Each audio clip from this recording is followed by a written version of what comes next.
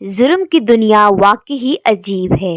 कई बार जो दिखता है असल में वो होता नहीं, और कई बार जो होता है असल में वो दिखता नहीं। ये कत्ल की कहानी भी कुछ वैसी ही है। जिस शख्स की मौत होती है मौके से उसकी लाश भी मिलती है और सुसाइड नोट भी मिलता है। वहां से मौत के सबूत भी मिलते हैं और मौत की वजह भी। इन सभी को देखकर पुलिस भी मान लेती है कि ये एक आत्महत्या का केस है। लेकिन जब पोस्टमार्टम रिपोर्ट पुलिस के हाथ आती है तो पूरी घटना ही बदल जाती है। अब पुलिस फिर से तफ्तीश शुरू करती है। फिर जो कहानी सामने आती है तो उसे जानकर पुलिस भी दंग हो जाती है। आज क्राइम की कहानी में मध्य प्रदेश के एक बेहद ही सस्पेंस थ्रिलर मर्डर मिस्ट्री की सच्ची कहानी, जिनको सुनकर आपके रोंगटे खड़े हो जाएंगे। इस कहानी को शुरू करने से पहले प्लीज वीडियो को लाइक कर दीजिए और आप ये कहानी किस शहर से देख रहे हैं प्लीज कमेंट करके बताइए। मध्य प्रदेश की राजधानी भोपाल का सेंट्रल जेल, साल 2019, तारीख 29 जून। इस दिन परोल पर जेल से निकले कैदी को लौटना था। 14 दिन की परोल पर जाने के बाद जेल प्रशासन को भी उसके लौटने का इंतजार था। तभी जेल प्रशासन को लोकल पुलिस से एक सूचना मिलती है। सूचना थी कि उस कैदी की मौत हो गई है। हत्या के केस में उम्र कैद की सजा मिलने और जेल की जिंदगी से परेशान होकर उसने घर में ही आत्मदाह कर लिया। लोकल पुलिस ने बताया कि कैदी ने एक सुसाइड नोट भी छोड़ा है। हैंडराइटिंग भी उसी की है और मौत की वजह भी बताई है। इसीलिए अब उसके शव का पोस्टमार्टम कराकर केस को बंद करने की तैयारी है। ये जानकर जेल प्रशासन भी उस कैदी के केस को बंद करने के लिए लोकल पुलिस के फाइल रिपोर्ट का इंतजार करने लगा। जिस कैदी की मौत हो गई थी उसका नाम था राजेश परमार, उम्र तकरीबन 34 साल। वो मध्य प्रदेश के भोपाल के नीलबढ़ एरिया के हरिनगर में रहता था। इस पर साल 2014 में एक हत्या का आरोप था।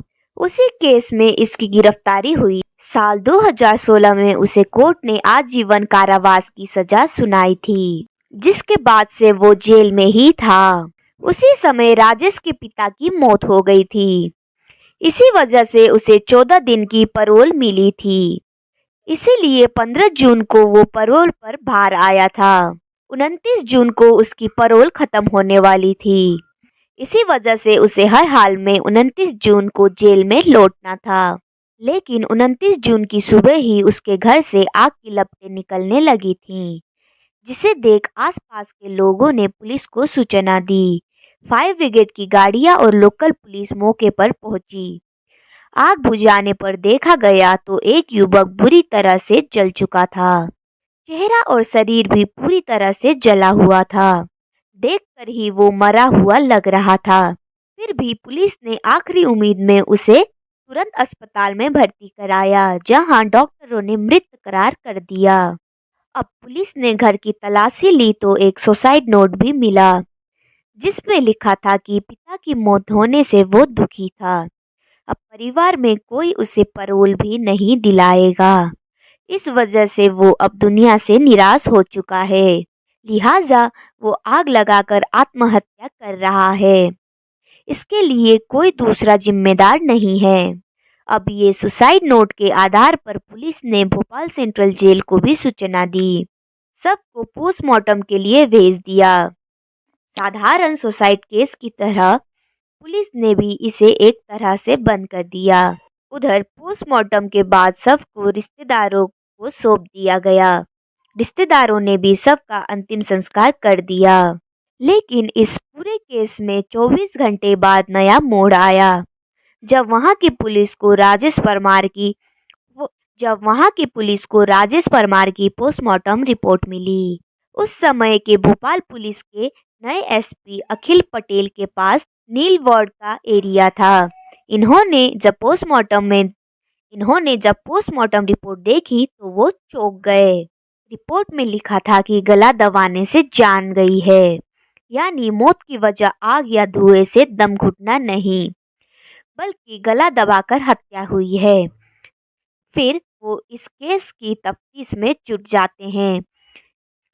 तुरंत मौके से ली हुई सभी फोटोग्राफ्स अपने पास मंगवाते हैं। सभी फोटो को बारीकी से देखते हैं।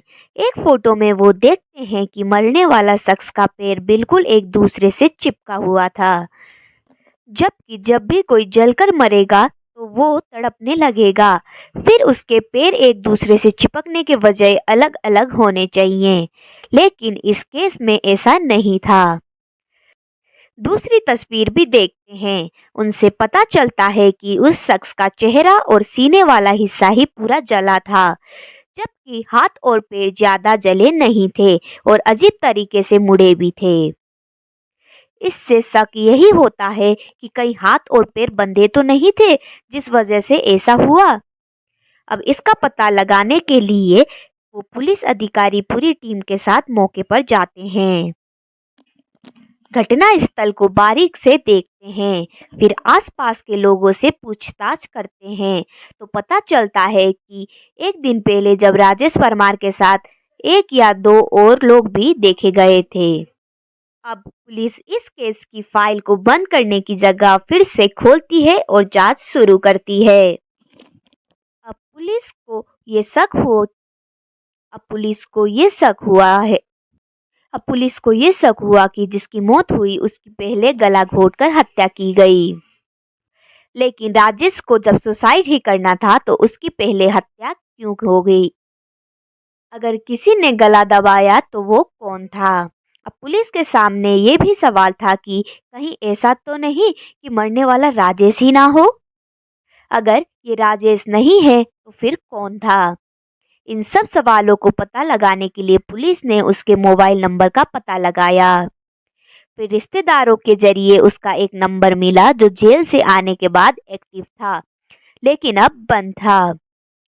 उसकी आखिरी लोकेशन भी भोपाल की ही थी। उस युवक ने अपना नाम राजू रेकवार बताया था और दोनों फिर बातचीत करते हुए दोस्त बन गए। बातों ही बातों में दोनों ने राजू को घर पर पार्टी करने की शराब पीने के लिए बुलाया। राजू मजदूरी करता था, इसलिए खाने और शराब के लालच में वो तुरंत तैयार हो गया। राजू भी दोनों के साथ राजेश के घर पर आया। यहाँ पर राजू को इन दोनों ने खूब जमकर शराब पिलाई। जब उसने अपना होश खो दिया तभी राजेश ने उसकी गला दबाकर हत्या कर दी। इसके बाद उसके हाथ पैर को कस के रस्सी से बांध दिया ताकि अगर जिंदा भी हो तो वो बच ना सके।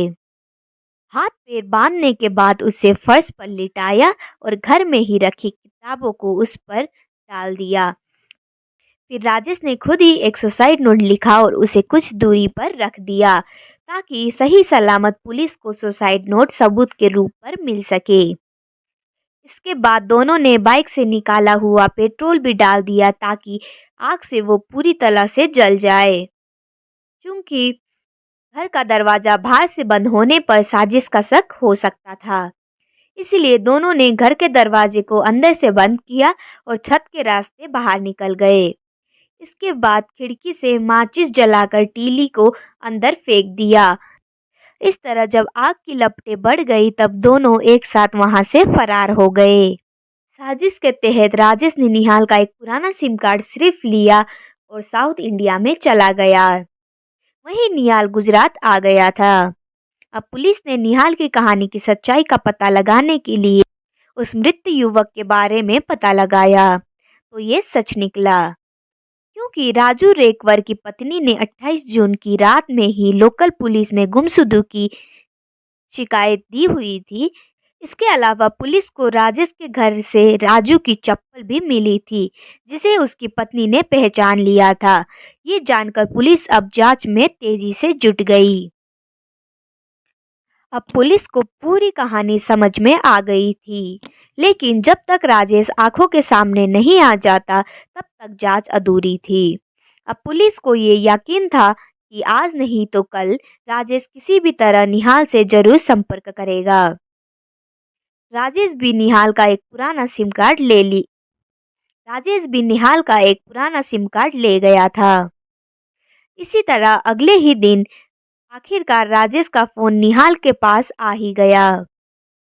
पुलिस की मौजूदगी में ही निहाल उससे बात करने लगा। राजेश ने वहां के हालात के बारे में पूछा कि कुछ गड़बड़ तो नहीं है। निहाल ने बताया कि कोई गड़बड़ नहीं है, पुलिस को कुछ पता नहीं चला। इसके बाद राजेश ने कहा कि चेन्नई में उसे कुछ मदद चाहिए, अगर कोई दोस्त हो तो बताना। इस पर निहाल ने कहा कि वो उसे जल्द ही बताएगा। इसके बाद फोन कट हो गया। अब पुलिस ने भी राजेश को पकड़ने के लिए पूरी फिल्मी कहानी रची। इसके तहत पुलिस के कुछ लोगों को चेन्नई भेजा और उसे लोकल बनाकर राजेश से मिलने के लिए बोला।